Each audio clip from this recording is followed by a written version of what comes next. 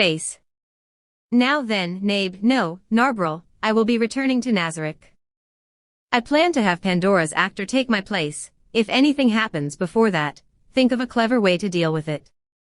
Understood, Ains-sama. If anything happens, contact me immediately. I'll leave that to you. Ains dismissed his magically created armor and swords.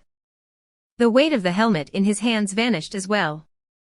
He did not feel tired, but after being liberated from the full-body bindings of his armor, he could not help but sigh contentedly.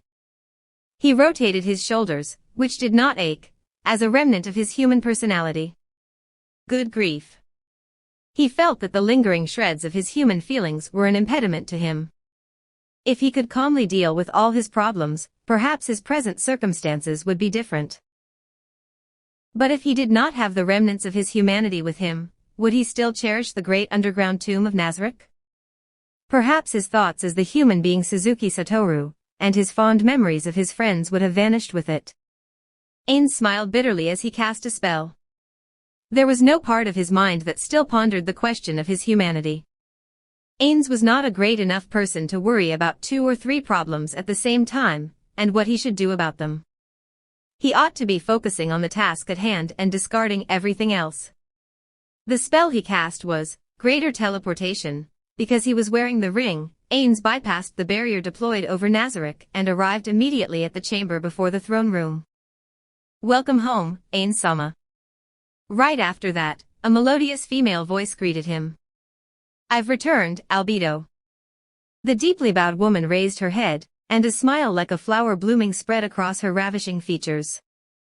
As he saw the look of loving adoration in her eyes, Ains felt itchy all over, and he wanted to roll around on the ground.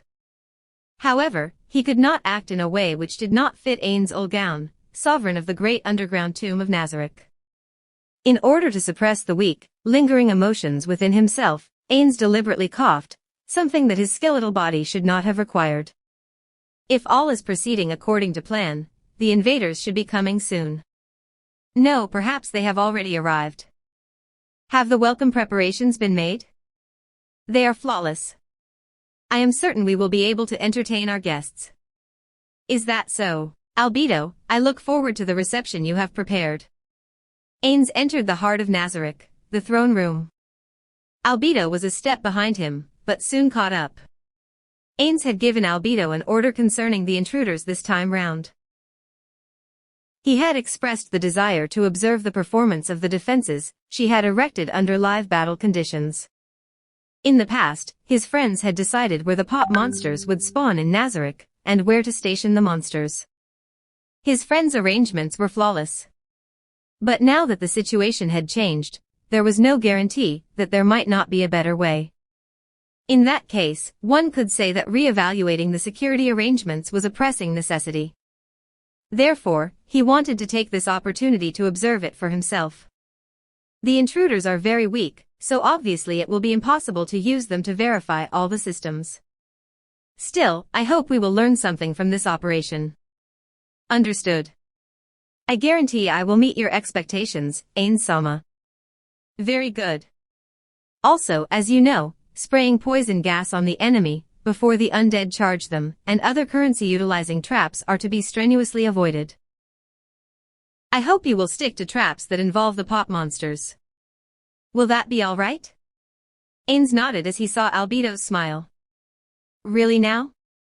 Then I shall stay here and enjoy the show. Right, where are the other floor guardians? I ordered everyone to gather upon your return. They will enter as they arrive. Is that acceptable? I shall allow it. After all, it is more amusing when more people are gathered. As Ains slowly sat down upon the throne, several television monitor-like objects appeared before him. The monitors showed scenes from within Nazarick, or in other words, the scenes which their controller Albedo wanted Ains to see. This should have been the result of Albedo's tinkering with the defense network, but Ains was not quite sure what had been changed. In order for this training exercise to be fruitful, I need to learn something from these images. Otherwise, things will go badly when the exercise is concluded, and we swap opinions. Ains was the supreme ruler of Nazarick. Such a highly placed man could not claim ignorance of the defensive systems to his own subordinates. Then, just in case, I'd like to confirm that Ariadne won't activate, will it? He opened the control console and saw that all was well, but he still could not help asking. I don't think so. However, I have a question for you, Ain-sama. If the intruders block up the entrance, will Ariadne activate? Ains recalled QNAS he had seen before in Yggdrasil. Or no, had it been explained in a patch? I don't think so. I remember it shouldn't. I think it had been that way in Yggdrasil, but nobody could guarantee that it would still be that way in this world.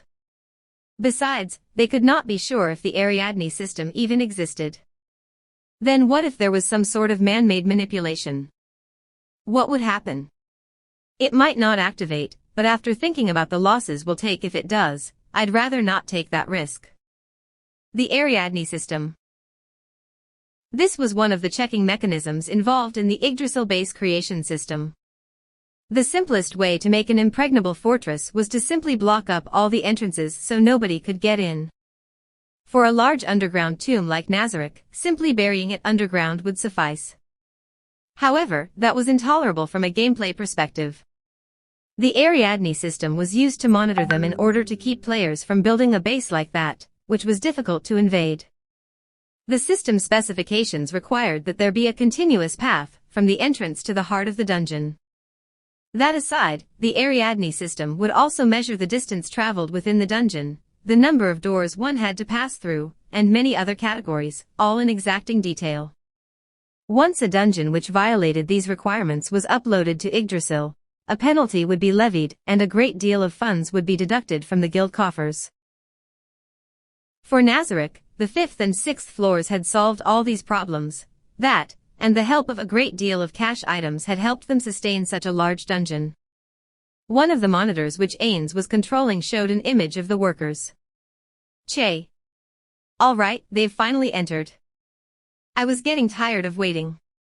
Ains was deeply displeased to see these lowlives enter the fortress he had built with his comrades, staining it with their filthy feet. Therefore, the surge of emotion within him exceeded the cutoff point, and he was immediately calmed down. Even so, it could not fully bank the flames of his aggravation. Albedo, not a single one of them is to escape intact, do you understand? But of course. Please enjoy the fate that will befall these foolish thieves who dare profane the sanctuary of the Supreme Beings. Also, I believe you said earlier that you wanted lab rats to test your swordsmanship with. Which lot shall we use? That's right. I've sparred with the old man before, I've practiced with that man on the road, and this team isn't suitable for practice. By process of elimination, it has to be them. Ains shifted the monitor so Albedo could see, and pointed to a group of people. Clone. New paste. Few persons can be made to believe that it is not quite an easy thing to invent a method of secret writing which shall baffle investigation. Yet it may be roundly asserted that human ingenuity cannot concoct a cipher which human ingenuity cannot resolve. Edgar Allan Poe. 186,216 pastes opened.